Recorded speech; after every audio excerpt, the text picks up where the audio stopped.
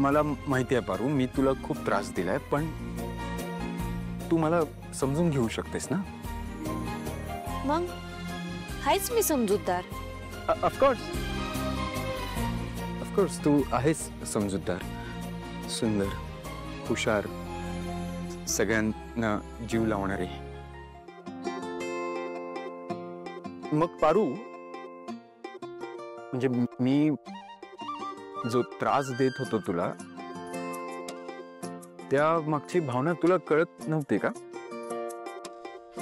Aditya sir, एवढं समजा कौतिक केल्यानंतर कुणाचा बी राग जाणारच ना.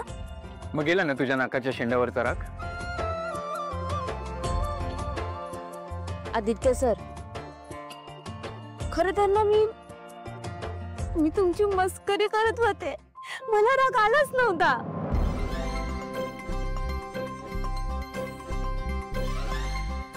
वाह.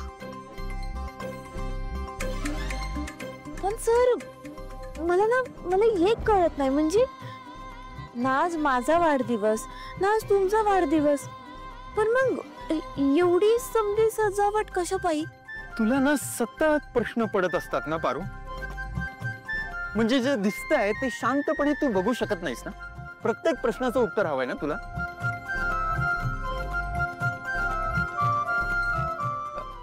बरं ठीक आहे, मग मला सांग, आयुष्यातला एखादा क्षण अविस्मरणीय करण्यासाठी खूप प्रयत्न करावे लागतात ना. वय ते तर आहेच, पण तुम्ही काय बाबा, तुम्ही तर हेलिकॉप्टर मधनं उडणारी माणसं. आज हे असं नाव वगैरे बरं सुचलं तुम्हाला?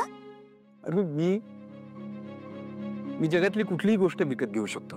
तू म्हणते तसं मी हेलिकॉप्टरनी कधीही कुठेही कसंही फिरू शकतो, जगात कुठेही पोहोचू शकतो. पण अशी एक जागा असते जिथे पोचण्यासाठी तुमचा पैसा, तुमची संपत्ती, तुमची प्रतिष्ठा याचा काहीच उपयोग होत नाही. अशी कुठली जागा आहे सर? हृदय. ही हृदयाचं एकमेव अशी जागा आहे जिथे फक्त जवळची आणि हक्काची माणसं असतात. मग तुमच्या हृदयात तर लई माणसं असतील ना सर? नाही,